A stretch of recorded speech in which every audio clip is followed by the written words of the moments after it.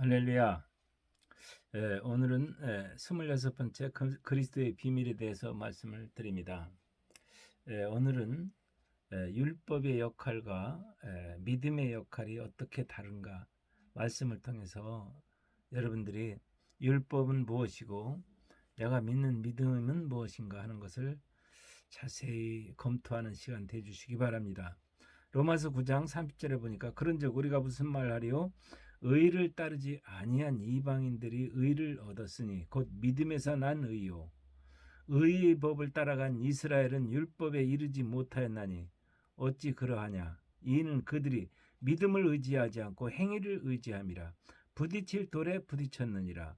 기록된 바 보라, 내가 걸림돌과 거치는 바위를 시온에 두노니 그를 믿는 자는 부끄러움을 당하지 아니하리라 함과 같으니라. 이렇게 말씀하고 있습니다.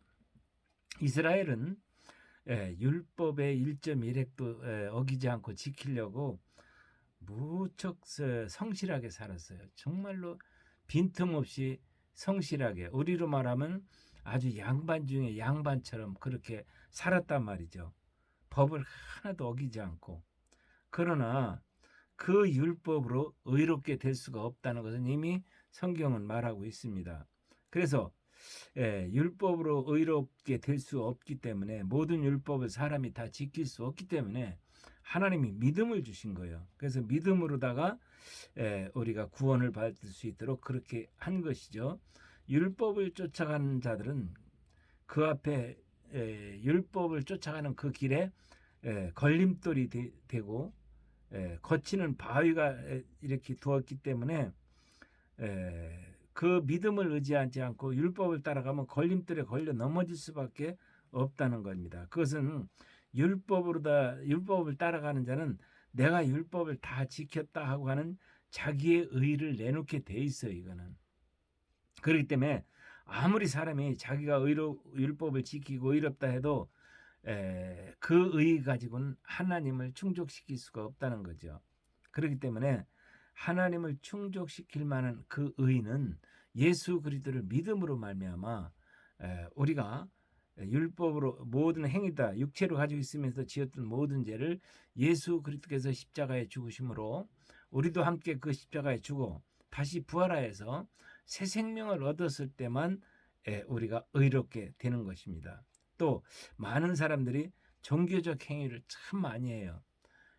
그런 종교적 행위를 보면은 뭐든지 그 종교적 행위가 다른 종교를 가진 사람들과 거의 비슷해요. 하는 거 보면 뭐 하나님 앞에 와서 기도한다고 하지만 사실 기도하는 게 아니라 비는 거죠.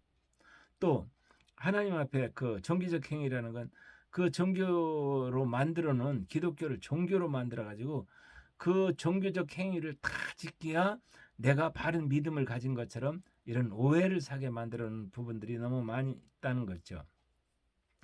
갈라디아서 2장 16절에 보면 사람이 의롭게 되는 것은 율법이 행위로 말미암이 아니요 오직 예수 그리스도를 믿음으로 말미암은 줄을 알므로 우리가 그리스도 예수를 믿나니 이는 우리가 율법이 행위로서가 아니고 그리스도를 믿음으로써 의롭다함을 얻으려 함이라.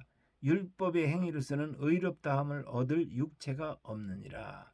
율법의 행위로는 이 땅에 육체를 가진 누구도 의롭다함을 얻을 수 없다는 것을 이미 성경은 말하고 있습니다.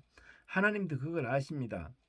그렇기 때문에 갈라디아 2장 16절을 보면 사람이 의롭게 되는 것이 율법의 행위로 말미암이 아니요 오직 예수 그리스도를 믿음으로 말미암은 줄을 알므로 우리가 그리스도 예수를 믿나니 이는 우리가 율법의 행위로서가 아니라 그리스도를 믿음으로써 의롭다함을 얻으려 하며 율법의 행위로 의롭다함을 얻을 육체가 없느니라 라고 이렇게 말씀을 드렸던 것처럼 사도 바울은 그 율법의 1.1획도 어기지 않고 율법의 완전한 자로서 그런 삶을 살아왔어요. 그러나 그 율법의 완전한 자로 살아왔지만 그것이 전혀 의가 되지 않았다는 걸 나중에 깨닫고 이제 모든 걸 율법에서 난 것을 다 배설물처럼 버리고 믿음으로 얻는 그 의를 얻게 되는 것입니다. 그래서 그 안에서 그리스도 안에서 모든 것을 내가 배설물처럼 버리면은 그리스도 안에서 내가 발견되려 함이니 내가 가진 의는 율법에서 난 것이 아니요 오직 그리스도를 믿음으로 말미암은 것이니 곧 믿음으로 하나님께로부터 난 의라. 이 의는 하나님께로부터 난 의예요. 내가 어떤 의를 행해서 난 의가 아니라 하나님이 의의 길을 만들어 주셨는데, 하나님이 만들어 주신 길이 바로 그리스도를 믿는 믿음으로 살 때 의를 얻는다는 거죠. 그래서 우리는 이 믿음의 중요성에 대해서 히브리서 11장에서도 이렇게 믿음으로 말하고 있지 않습니까? 믿음으로 모세는 장성하여 바로의 공주의 아들이라 칭함을 받기를 거절하고 도리어 하나님의 백성과 고난 받기를 잠시 제약의 낙을 누리는 것보다 좋아하고 그리스도를 위하여 받는 수모를 애굽의 모든 부하보다 더 큰 재물로 여겼으니 이는 상 주심님을 바라봄이니라. 그리스도를 위해 받는 수모를 애굽의 모든 부하보다 더 큰 재물로 이렇게 여겼다는 거예요. 그렇기 때문에 모세도 믿음으로 삶을 사는 사람입니다. 사도행전 11장 17절에 보면은 그런즉 하나님이 우리가 주 예수 그리스도를 믿을 때에 주신 것과 같은 선물을 그들에게도 주셨으니 내가 누구에게 하나님을 능히 맡겠느냐 하더라. 여기서 사도행전에서 베드로가 이방인들에게 이렇게 전도를 하고 설교를 하고 있을 때 성령이 그들에게 내렸어요.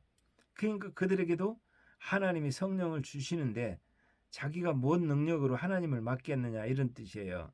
로마서 3장 20절에 보니까 곧 예수 그리스도를 믿음으로 말미암아 모든 믿는 자들에게 미치는 하나님의 의는 차별이 없다. 누구든지 믿으면 차별이 없이 의롭게 되는 길을 열어주셨다는 거죠.